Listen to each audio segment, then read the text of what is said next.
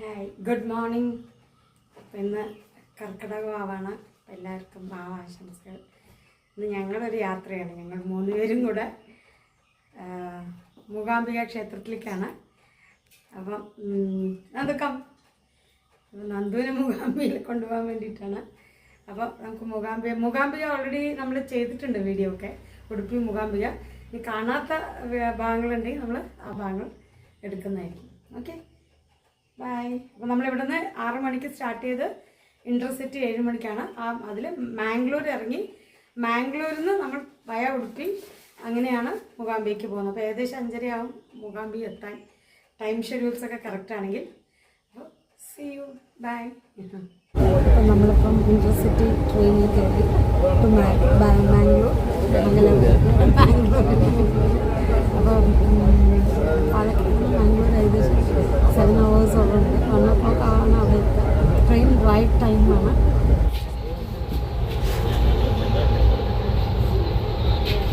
Mangalore railway station എത്തി.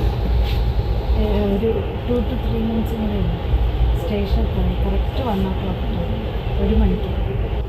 നമ്മൾ അവിടെ 7 മണിക്ക് കയറി 1 o'clock എത്തി.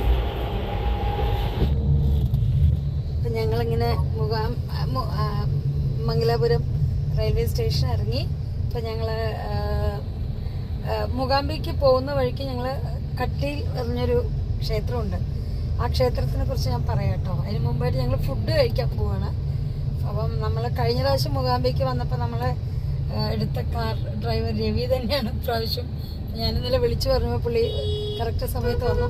ഈ 2 days നമ്മുടെ കൂടെ പുള്ളീനെ ഉണ്ടാവും. അപ്പം കുറച്ച് അമ്പലങ്ങളൊക്കെ കാണാനും ഇവിടെ അന്ന് വന്ന് കാണാൻ പറ്റാത്ത അമ്പലങ്ങളൊക്കെ ഇന്ന് കാണാമെന്ന് വിചാരിക്കുന്നു. പ്രാവശ്യം ഉടുപ്പി എന്തായാലും പോകുന്നില്ല. ഉടുപ്പി കഴിഞ്ഞ പ്രാവശ്യം ഓൾറെഡി പോയിട്ടുണ്ട്. ഞാൻ വീഡിയോ ചെയ്തിട്ടുണ്ട് ഉടുപ്പിയിലെ കുറിച്ചിട്ട്. ഇപ്രാവശ്യം നമ്മളൊരു ഡിഫറെൻ്റ് ആയിട്ട് ഇവിടെ ഒരു 2 ഡിഫറെൻറ്റ് ക്ഷേത്രങ്ങളാണ്. ഒന്ന് കട്ടിയിൽ ക്ഷേത്രവും ഒന്ന് സൗക്കൂർ ക്ഷേത്രം. കട്ടിയിൽ ക്ഷേത്രം ഇന്ന് നമ്മൾ പോകുന്നത് എന്താ വെച്ചാൽ അത് ഫുൾ ടൈം ഓപ്പൺ ആണ്, ബ്രേക്ക് ഇല്ല. അപ്പോൾ നമ്മൾ കട്ടിയിൽ പോയി അവിടെ നിന്ന് പിന്നെ 5 മണി 5:30 ആകുമ്പോഴേക്കും മൂകാംബിക എത്തും. സൗക്കൂർ നാളെ പോകുന്ന കാരണം സൗക്കൂർ ഉച്ചയ്ക്ക് 12:30 വരെ ഉള്ളൂ. പിന്നെ ആഫ്റ്റർ ദാറ്റ് 4:30 അപ്പോൾ ഇതിൻ്റെ ഐതിഹ്യങ്ങളും കൂടെ ഞാൻ ആ അമ്പലത്തിൽ എത്തുമ്പോൾ പറയാം കേട്ടോ. ഓക്കെ, ഇപ്പോൾ ലഞ്ച് കഴിക്കാനായിട്ട് ഇവിടെ ഒരു നല്ല സൂപ്പർ വെജിറ്റേറിയൻ ഹോട്ടലാണ്. അവിടെ എത്തിയിട്ട് ഞാൻ കാണിക്കാം. പിന്നെ സൂപ്പ് കിട്ടി.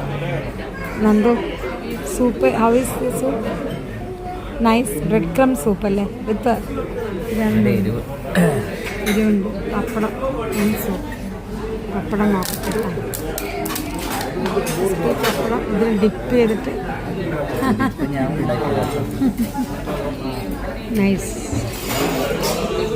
മൂകാംബികയിൽ മൂകാംബിക എത്തിയിട്ടില്ല കേട്ടോ. Nice, very nice. പിന്നെ ഒരു പ്ലേറ്റ് കൊണ്ട് വെച്ചിട്ടുണ്ട്. എന്തിനാണെന്നറിയില്ല, വരുമ്പോൾ അറിയാം. അടിപൊളി ഫുഡായിരുന്നു കേട്ടോ. പൂരിയുടെ മസാല, പിന്നെ സ്പെഷ്യൽ മീൽസിലൊരു ബിരിയാണി, പിന്നെ അതായത് കോളിഫ്ലവറിൻ്റെ ചില്ലി ഗോബി മസാല എല്ലാം കൂടെ നന്നായിരുന്നു. വെജിറ്റേറിയൻ ആണ് പ്യുവർ. പിന്നെ നന്ദുവിന് വെജ് ഫ്രൈഡ് റൈസ് പറഞ്ഞിട്ടുണ്ട്. അപ്പോൾ അവനത് പ്രതീക്ഷിച്ചിരിക്കുകയാണ്. അങ്ങനെ ഫ്രൈഡ് റൈസും വന്നു. അപ്പോൾ പിന്നെ ഒരു ഗുലാബ് ജാമുൻ, പായസം എല്ലാം ഉണ്ട്. അപ്പോൾ നമുക്ക് പൂരിയാണ് അവർ ആദ്യം തരിക. അത് കഴിഞ്ഞാൽ പിന്നെ മീൽസ് കൊണ്ടുവരും. ഇതുണ്ട്, ചോറുണ്ട്, സാമ്പാർ, രസം, പെരി, പിന്നെ എന്തോ ഒരു ഇതും കൂടെ ഉണ്ട്. എന്താണ്, പൂരി തന്നെയാണ്. പൂരി കുറേ തന്നു കേട്ടോ. പൂരി കഴിക്കാൻ പറ്റുന്നില്ല അത്രയൊക്കെ. ഭയങ്കര സാമ്പാറൊക്കെ നന്നായി, നല്ല ടേസ്റ്റ് ഉണ്ട്. കുറേ നെയ്യൊക്കെ ഒഴിച്ചിട്ടാണ് ചോറിൽ തരുന്നത്. ടേസ്റ്റ് ഉണ്ട്, കുഴപ്പമില്ല. ഇപ്പം ജനതാ ഹോട്ടൽ എന്നാണ് ഇതിൻ്റെ പേര്. ഓക്കെ, അപ്പം നമ്മൾ പോകുന്നത് ഇപ്പം ഭക്ഷണം കഴിച്ചു കഴിഞ്ഞു. അത് കഴിഞ്ഞ് നമ്മളിപ്പോൾ പോകുന്നത് ഇവിടെ നിന്ന് തന്നെ ഒരു 45 minutes യാത്രയാണ്. കട്ടിയിൽ ദുർഗാ പരമേശ്വരി ക്ഷേത്രം. നമ്മൾ ഉടുപ്പി ടു മൂകാംബിക പോകുന്നതിൻ്റെ ഇടയിൽ കുറേ ക്ഷേത്രങ്ങളുണ്ട്. അപ്പോൾ ഇതിൻ്റെ കുറച്ച് ഐതിഹ്യങ്ങൾ എന്താണെന്ന് വെച്ചാൽ, ആക്ച്വലി ഉടുപ്പിയിൽ അല്ലെങ്കിൽ മൂകാംബിക വരുമ്പോൾ 3 ദേവിമാരാണ് പ്രധാന പ്രതിഷ്ഠ എന്ന് പറയാം. ത്രിപുര സുന്ദരികൾ എന്നാണ് പറയുന്നത്. 3 ദേവിമാർ. അതിൽ സരസ്വതി, മഹാലക്ഷ്മി, മഹാകാളി, അങ്ങനെയാണ് 3 രൂപത്തിലാണ് ദേവിമാർ. അപ്പോൾ ഇവിടെ ഇതിൽ ഒരു ദേവി മൂകാംബിക, മെയിനായിട്ട് മൂകാംബിക ദേവി. രണ്ടാമത് സൗക്കൂർ ദേവി പരമേശ്വരി ടെമ്പിൾ ഉണ്ട്. അതുപോലെ എന്താണ് രവിയുടെ അതിന്റെ പേര്? കമലശിലെ ദുർഗാ പരമേശ്വരി. കമലശിലെ ദുർഗാ പരമേശ്വരി, ബ്രാഹ്മി ദുർഗാ പരമേശ്വരി, ബ്രാഹ്മി ദുർഗാ പരമേശ്വരി, കമലശിലെ ബ്രാഹ്മി ദുർഗാ പരമേശ്വരി ടെമ്പിൾ. ഈ 3 ദേവിമാരാണ് ത്രിപുര സുന്ദരികൾ എന്ന് പറയുന്നത്. അപ്പോൾ അവരുടെ മൂകാംബിക അമ്മ പ്രധാനമായിട്ടും, പിന്നെ ഈ 2 ദേവിമാരും. അപ്പോൾ മൂകാംബികയിൽ വരുന്നവർ ഈ 2 ദേവിമാരെയും കൂടെ സന്ദർശിക്കുകയാണെങ്കിൽ നല്ലതാണെന്ന് പറയും. പിന്നെ ഇപ്പം ഞങ്ങൾ പോകുന്നത് അതുപോലെ ഒരു ദുർഗാ പരമേശ്വരി ക്ഷേത്രം തന്നെയാണ്, കട്ടിയിൽ ദുർഗാ പരമേശ്വരി ക്ഷേത്രം. പിന്നെ മറ്റേ സൗക്കൂറും ബ്രഹ്മി ദുർഗാ പരമേശ്വരി ക്ഷേത്രവും നാളെ നമുക്ക് വിസിറ്റ് ചെയ്യാൻ പറ്റും. കാരണം അത് 12:30 വരെ ഉള്ളൂ, ഉച്ച വരെ ഉള്ളൂ. അപ്പോൾ ഇതാണെങ്കിൽ ഫുൾ ടൈം ഓപ്പൺ ആണ്. അപ്പോൾ നമ്മൾ കട്ടിയിൽ ദുർഗാ പരമേശ്വരി ടെമ്പിൾ വിസിറ്റ് കഴിഞ്ഞിട്ടാണ് നമ്മൾ മൂകാംബികയ്ക്ക് പോകുന്നത്. മൂകാംബിയിൽ ഇന്ന് സ്റ്റേ ചെയ്തിട്ട് മൂകാംബിക ദർശനവും കൂടെ കഴിഞ്ഞിട്ടാണ് നമ്മൾ ആ മറ്റ് ദേവി ക്ഷേത്രങ്ങളിലും കൂടെ നാളെ സന്ദർശിച്ചിട്ട് മടങ്ങുന്നത്. അപ്പം അതിൻ്റെ ഐതിഹ്യങ്ങളൊക്കെ ഞാൻ അമ്പലം കാണിക്കുമ്പോൾ പറയാം കേട്ടോ. ഇതാണ് നമ്മൾ പറഞ്ഞ കട്ടിയിൽ ദുർഗാ പരമേശ്വരി ക്ഷേത്രത്തിലേക്കുള്ള കവാടം കേട്ടോ. ഈ കവാടം ഏകദേശം മാംഗ്ലൂരിൽ നിന്ന് 28 കിലോമീറ്റർ ദൂരെയാണ്. ഏകദേശം 45 മിനിറ്റ് യാത്രയുള്ള കട്ടിയിൽ, അവിടെ എഴുതിയിട്ടുണ്ട് കട്ടിയിൽ ശ്രീ ദുർഗാ പരമേശ്വരി ടെമ്പിൾ. ഈ വഴിയിൽ കൂടിയാണ് നമ്മളിങ്ങനെ പോകുന്നത്. ഇവിടുന്ന് ഏകദേശം എത്ര കിലോമീറ്റർ ഉണ്ടാവും? 2 കിലോമീറ്റർ. ഇവിടുന്ന് ഒരു 2 കിലോമീറ്റർ അകത്തായിട്ടാണ് ക്ഷേത്രം. ക്ഷേത്രത്തിൻ്റെ അടുത്തേക്ക് എത്തുകയാണ് കേട്ടോ. അങ്ങനെ വഴി അത്യാവശ്യം വണ്ടികളൊക്കെ ഉണ്ടല്ലേ, ഈ സമയത്തും തിരക്കുണ്ടല്ലോ. അപ്പം നമ്മളെന്താ ശ്രീ ദുർഗ പരമേശ്വരി ടെമ്പിൾ കട്ടിയിൽ. വലിയൊരു അമ്പലമാണ് കേട്ടോ ദേവിയുടെ. പിന്നെ നല്ല ഏരിയ, പാർക്കിംഗ് സ്പേസ് ഒക്കെ ഉണ്ട്. എല്ലാ വണ്ടികളും ഇങ്ങനെ നിർത്തിയിരിക്കുന്നുണ്ട്. ഇതിൻ്റെ എൻട്രൻസ് എങ്ങനെയാണെന്ന് നോക്കട്ടെ കേട്ടോ. കൗണ്ടർ ഇതാണ് എൻട്രൻസ്. ഇവിടെ ചെരുപ്പ് വെക്കാനുള്ള സ്റ്റാൻഡൊക്കെ ഉണ്ട് കേട്ടോ. ഞങ്ങൾ കാറിൽ തന്നെ വെച്ചു ചെരുപ്പ്, എന്നാലും അത് വെക്കാനുള്ള സ്റ്റാൻഡുണ്ട്. ഇങ്ങനെയാണ് എൻട്രി. നല്ല ഉച്ച നേരമായതുകൊണ്ട് വലിയ തിരക്കില്ല തോന്നുന്നു. ഇതാണ് കേട്ടോ ദർശന എൻട്രി. ഇതാണ് നന്ദിനി ദേവി കേട്ടോ. നന്ദിനി ദേവി കുടത്തിൽ ഒരു വെള്ളമാക്കിയിട്ട് നിൽക്കുന്നത്. ഇതിൻ്റെ ഒരു ഐതിഹ്യം എന്താണെന്നറിയാം നന്ദു? ജസ്റ്റ് പറയാം, ഒരു ഐതിഹ്യം പറയാം. അമ്മ നാല് ചുറ്റും വെള്ളം കൊണ്ട് നിറഞ്ഞിരിക്കുന്നതിനാൽ നമ്മളെവിടെ നിന്ന് സംസാരിക്കുമ്പോൾ വോയിസ് ക്ലിയർ ആവുന്നില്ല. കനകഗിരി കുന്നിൻ്റെ മുകളിൽ നിന്നാണ് നന്ദിനി നദി ഇങ്ങോട്ട് വരുന്നത്. ഈ ചിത്രം കണ്ടോ, അത് നന്ദിനി നദിയുടെ ചിത്രമാണ്. നന്ദിനി നദിയിൽ നിന്നാണ്, നദിയുടെ മധ്യഭാഗത്താണ് ദുർഗാ പരമേശ്വരി അവിടെ പ്രതിഷ്ഠയായത്, സ്വയംഭൂ ആയത്. അപ്പോൾ ഇവിടുത്തെ വഴിപാടെന്ന് പറഞ്ഞാൽ നന്ദിനി ദേവിക്കും അല്ലെങ്കിൽ ദുർഗാ പരമേശ്വരി ദേവിക്കും വഴിപാട് ഇളനീരാണ് വഴിപാടായിട്ട് നൽകുക. പിന്നെ നാളികേരമൊക്കെ നമുക്ക് പ്രാർത്ഥിച്ച് അവിടെ വയ്ക്കാം. അപ്പോൾ ഇവിടെ നമുക്ക് കാണാം നന്ദിനി ദേവിയുടെ ഒഴുക്ക്. 4 ചുറ്റും നദിയും അതിന് മധ്യേ ഈ അമ്പലവും കാണുമ്പോൾ നമുക്ക് അറിയാം. കണ്ടോ എന്തുമാതിരി വെള്ളമാണ്. വളരെ ശക്തമായ ഫോഴ്സിലാണ് ഈ അമ്പലത്തിന് 4 ചുറ്റും വെള്ളം പോകുന്നത്.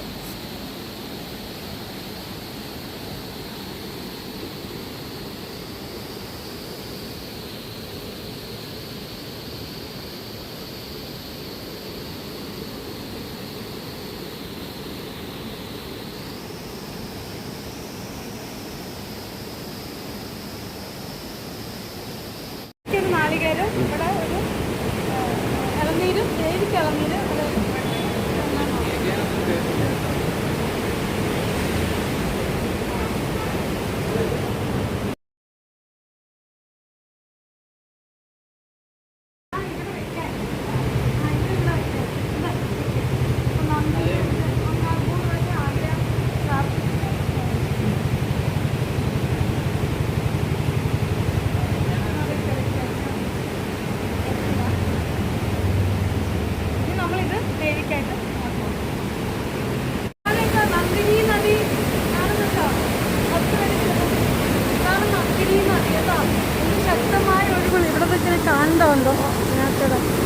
നന്ദിനി നദി. നന്ദിനി നദി ഒഴുകുന്ന ശബ്ദം കാരണം നമുക്കിവിടെ വോയിസ് റെക്കോർഡിങ് കറക്റ്റ് ആവുന്നില്ല. ഇതാണ്ടോ താഴെ കൊടുക്ക് കാണാതിരിക്കും. ഇതാ ഇങ്ങനെ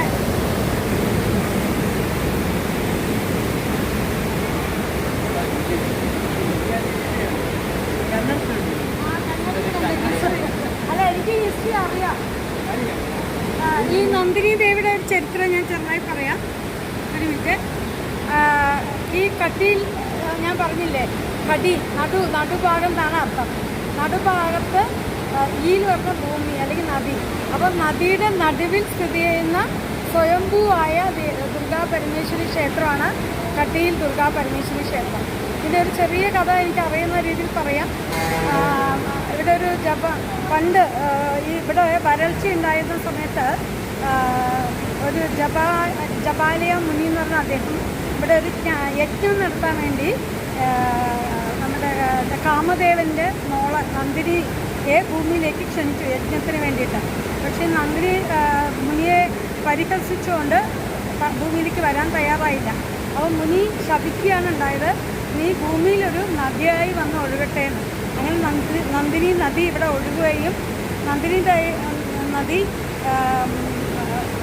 ദുർഗാ പരമേശ്വരിയെ പ്രാർത്ഥിക്കുകയും ദുർഗാ പരമേശ്വരി പ്രത്യക്ഷപ്പെട്ട് ശാപമോക്ഷം നൽകി, ഞാൻ നിൻ്റെ നടുവിൽ സ്വയംഭൂവായിട്ട് ഇവിടെ സ്ഥിതി ചെയ്യുമെന്ന് വാഗ്ദാനം ചെയ്യുകയും ചെയ്തു. അതിൻ്റെ പുറകെ ഒരു കഥയുണ്ട്, അത് ഞാൻ പിന്നീട് ഇതിനോട് ചേർത്ത് പറയാം കേട്ടോ.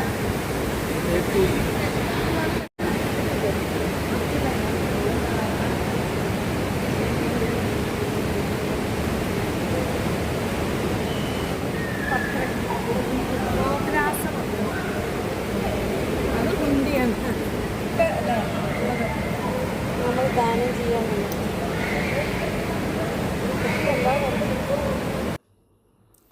നന്ദിനി ദേവി ഇവിടെ നദിയായി ഒഴുകുമ്പോൾ നന്ദിനി ദേവിക്ക് ശാപമോക്ഷം നൽകാമെന്ന് ദേവി വാഗ്ദാനം ചെയ്ത പ്രകാരം അത് എങ്ങനെയാണ് ദേവി ഇവിടെ ഉപവിഷ്ടയായി എന്നുള്ളൊരു കഥയും കൂടെ ഉണ്ട് കേട്ടോ.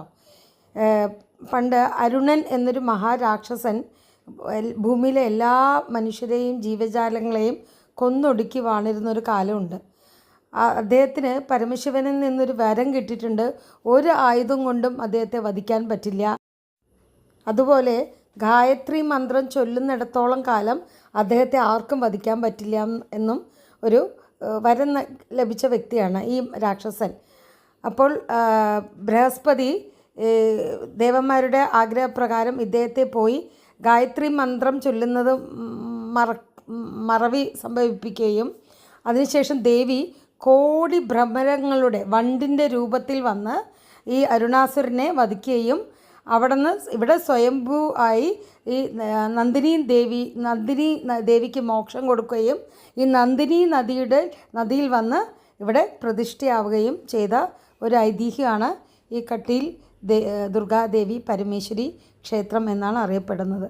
4 ചുറ്റും വെള്ളത്താൽ നിബിഡമായ വനത്തിനകത്ത് സ്ഥിതി ചെയ്യുന്ന ഈ ഒരു ക്ഷേത്രം വളരെ ഗംഭീരമായിട്ടുള്ളൊരു ക്ഷേത്രമാണ്.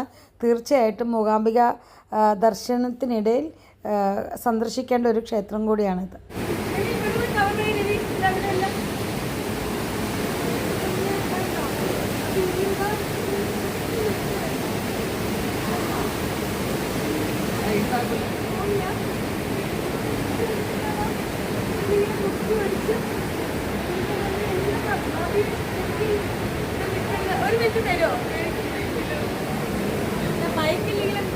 എൻ്റെ വോയിസ് ഭയങ്കര ഹെവിയാണ്. ഇത് കണ്ടോ, ഇവിടെ നിന്നൊക്കെ ഇങ്ങനെ കുത്തി ഒലിച്ച് വരികയാണ് കേട്ടോ. അതാ ഇങ്ങനെ വന്നതാ എല്ലാം നോക്കുമ്പോൾ ഇങ്ങനെ വെള്ളത്തിൻ്റെ ഒരു ഫ്ലോ, ഭയങ്കര ഫ്ലോ ആണ് വെള്ളത്തിന്. അവിടെ മോളിൽ പോയി നിന്നാൽ കാണാല്ലേ നന്നായിട്ട്.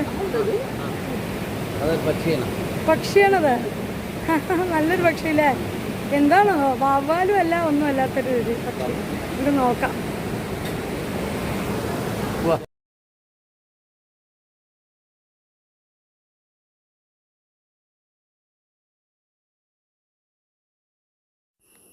അതിഗംഭീരമായി ഒഴുകുന്ന ഈ നദിയുടെ ജലം കണ്ടാൽ ആ ഒരു ഭക്തിയുടെ അനുഭൂതി നമ്മൾക്ക് ഉണ്ടാവും കേട്ടോ.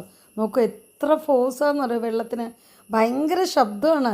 നമ്മൾക്ക് അവിടെ നിന്ന് സംസാരിക്കുമ്പോൾ പോലും കേൾക്കില്ല, അത്രമാത്രം ശബ്ദത്തോടെ എപ്പോഴും ഇങ്ങനെയാണ്, ഫുൾ ടൈം ഇങ്ങനെ വെള്ളം ഒഴുകിക്കൊണ്ട് ആ അമ്പലം നടുവിലാണ് നിൽക്കുന്നത്. ദേവി നടുവിലാണ് ഈ വെള്ളത്തിൻ്റെ ചുറ്റും. അതാണ് നന്ദിനി ദേവിയുടെ നടുവിൽ നിൽക്കുന്ന കട്ടിയിൽ ദുർഗാ പരമേശ്വരി ക്ഷേത്രം എന്ന് പറയുന്നത്. അവിടെ എനിക്ക് വള തന്നു, അമ്പലത്തിൽ ബ്ലാക്ക് വള, പൂജാ പ്രസാദങ്ങളൊക്കെ തന്നു.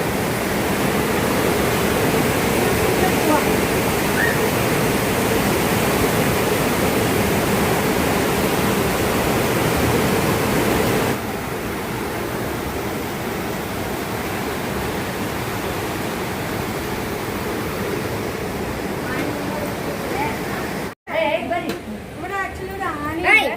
ആന ബോൾ എറിഞ്ഞാൽ ബാറ്റ് ചെയ്യുന്ന ഒരു ആന. ഇന്നെന്തോ നിർഭാഗ്യവശം ഇല്ല, ആനയില്ല. നിങ്ങൾ ആനയെ പിന്നെ തിരക്ക് വരുമ്പോൾ മാത്രം കൊണ്ടുവരുന്നുണ്ടെന്ന് തോന്നുന്നു. ഇന്ന് ആനയില്ല. ഇന്ന് നമുക്ക് നന്ദിനി നദിയും ദേവിയുടെ വേ ടു ഡൈനിങ്. ഇത് അന്നദാന ഹാളാണ്. നമ്മളിപ്പോൾ ഭക്ഷണം കഴിച്ചുകൊണ്ടിനി ഇന്ന് വലിയ തിരക്കൊന്നുമില്ല. പോയ കഴിക്കാൻ അവിടെ കഴിച്ചുകൊണ്ട്